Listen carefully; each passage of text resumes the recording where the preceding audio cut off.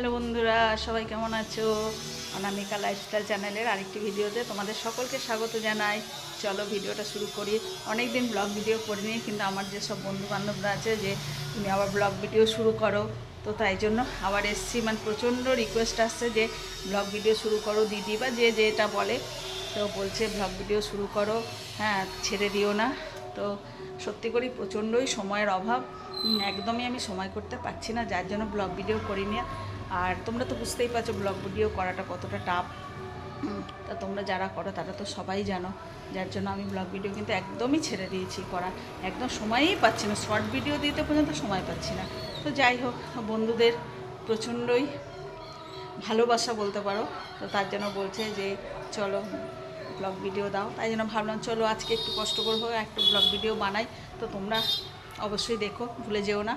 তো যাই হোক, তো চলো আজকে চলে এলাম। চলো দেখাই আজকে। এই যে ঘরে কাজকর্ম তো হয়ে গেছে, তো চলো রান্নাঘরে যাই। অনেক দিন পর এসছি আজকে, ক্যামেরাটা হাতটা কাঁপছে থরথর করে। চলো রান্না চাপিয়ে দিয়েছি। দেখো আজকে কী কী রান্না করছি। দেখো পটল পোস্ত, গোটা গোটা পটলের পোস্ত বানাচ্ছি আজকে, অনেক দিন খাওয়া হয়নি, আর ওই জন্য আজকে পটলটা পোস্ত বানিয়ে নিচ্ছি। দেখো পটলটা প্রায় হয়ে এসছে, আর একটু জলটা মরে যাবে, এই জলটা থাকবে না পটলে একদমই একদমই। আর এদিকে প্রেশারে সিটি দিচ্ছি উচ্ছে, কেন ভাতের মধ্যে উচ্ছেটা দিলে না একটা কেমন উচ্ছের গন্ধ হয়ে যায়, তাই না বলো? হ্যাঁ দেখো সিটি দিয়ে দিয়েছি, উচ্ছে সেদ্ধ হয়ে গেছে। ভাতে শুধু আলুটা দিয়েছি, উচ্ছে আলু সেদ্ধটা বেশ ভালোই লাগে, তার জন্য উচ্ছে আলু সেদ্ধ, পটল পোস্ত। আর মাছ নিয়ে এসছে, মাছটা এখনও খুলতে পারিনি, তো এইবার খুলবো মাছটা। মাছটা নিয়ে এসছে ওই কাটা রুই মাছ নিয়ে এসছে, তো এইটা এখনও ধোয়ার সময় হয়নি। তো চলো এইটা এবার খুলে ধুয়ে এই মাছটাকে আলু টমেটো দিয়ে পাতলা করে ঝোল করবো। এই দেখো, দেখো এই মাছটা। তো এই হচ্ছে দুপুরের লাঞ্চ আজকে। তো চলো পটল পোস্তটা হয়েই গেছে, নামিয়ে নিই। আর এদিকে এই যে দেখো আলু কেটে নিয়েছি, আর একটু টমেটো দেবো, আলু টমেটো দিয়ে করব।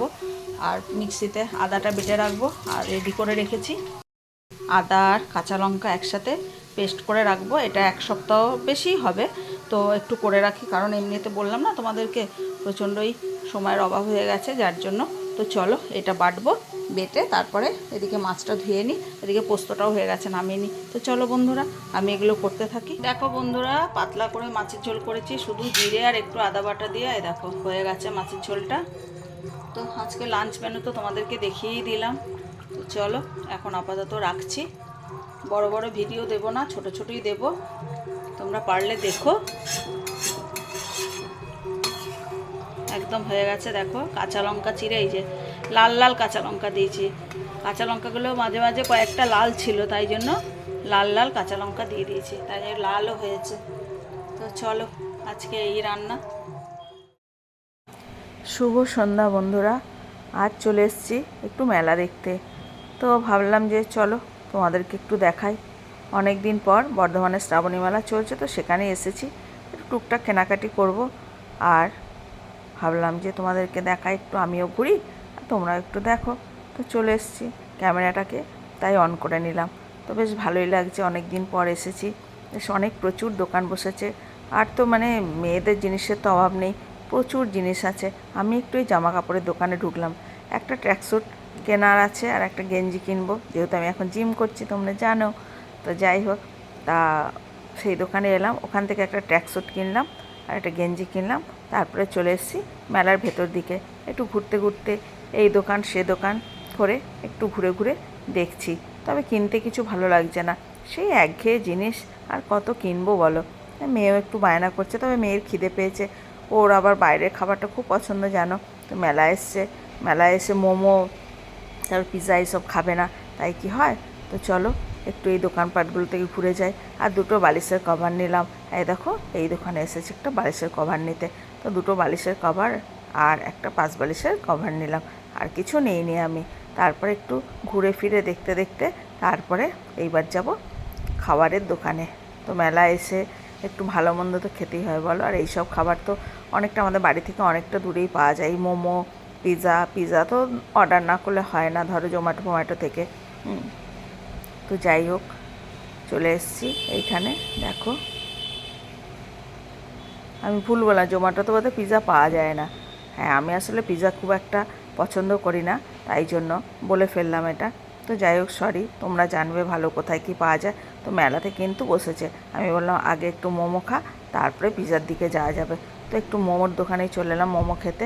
আর এদিকে দেখো, ফ্রেঞ্চ ফ্রাই দোকানে চলে এসেছি, এটাও একটু খেয়ে নিলাম, এরপরে ফিরবো বাড়ি।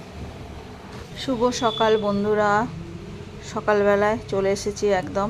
আর কালকে মেলা থেকে এসে ক্যামেরা অন করিনি, আর ভালো লাগছিল না, এক জায়গা থেকে ঘুরে এসে আর কিছুই ভালো লাগে না। তো মেয়ে স্কুল যাবে, সকাল সকাল উঠে পড়েছি, ওকে খালি টিফিনটা একটু বানিয়ে দিতে হবে। তো চলো, দেখো আকাশটা একদম মেঘলা হয়ে আছে, তবে বৃষ্টি খুব তাড়াতাড়ি আসবে মনে হচ্ছে। আর এমনিও অনেকটা ভোর, আর এখন ভোর বলতে 6টা বাজে। তো যেহেতু মেঘলা আকাশ, রোদ ওঠেনি, তো আরও মেঘলা, আরও মানে আলো খুব একটা মনে হচ্ছে না যে ফুটেছে। তো চলো, আমি সকালে কাজকর্ম শুরু করি। এইবার মেয়েকে ওঠাবো, মেয়ের টিফিনটা রেডি করে নিয়ে মেয়েকে ওঠাবো। ওর যেহেতু পরীক্ষা চলছে, ওকে স্কুল পাঠাতে হবে। আর আজকে আমি সকাল সকালই জিমে যাব, তাই জন্য ভাবলাম দুটো কাজ একসাথে করে নিই, ওকে রেডি করে নিই, তারপরে জিমে নিজে যাব। তো দেখো, ওকে রেডি হয়ে গেছে, ওকে রেডি করে নিয়েছি, ওর বাস আসবে এখনই। তো ওকে বাসটা ধরিয়ে দেবো, তারপরে আমি নিজে এসে রেডি হয়ে জিমে চলে যাব। তো চলো বন্ধুরা, বেশি বকবক করবো না সকালবেলায়। তো এই যে তোমাদেরকে একটু ঘুরিয়ে ঘুরিয়ে দেখিয়ে নিলাম। তো চলো তাহলে, মেয়ের বাস ঢুকে গেছে অলরেডি, এবার বাসটা বেরোবে। যেহেতু আমার বাড়ির সামনে দিয়েই বাসটা যায়, তো আসার পথে ওকে চাপিয়ে দিই, বাসটা এখন ব্যাক করে। আর এদিকে টিফিনে দিয়ে দিয়েছি দেখো ম্যাগি, তো এগুলিও পছন্দ করে বলে একটু ম্যাগি দিয়ে দিয়েছে আজকে। বেশ, ও তাহলে আজকে টিফিন বক্সটা খালি হয়ে যাবে ওর, বুঝলে তো, এই হচ্ছে ব্যাপার। তো চলো বন্ধুরা, ওকে টিফিনটা গুছিয়ে ব্যাগে ভরে দিয়ে তারপরে নিচে যাই, নিচে গিয়ে বাসটা ওকে ধরিয়ে দিয়ে আসি। তো বেশি বকবক করবো না, আর বলেছি আমি বেশি বড় ভিডিও দেব না, তো ছোট করেই দিচ্ছি ওই জন্য ভিডিও। আর চলো, আজকে তাহলে এতটুকুই। তোমরা ভালো থেকো, সুস্থ থেকো, সাবধানে থেকো। তাহলে আজকে আসি, টাটা।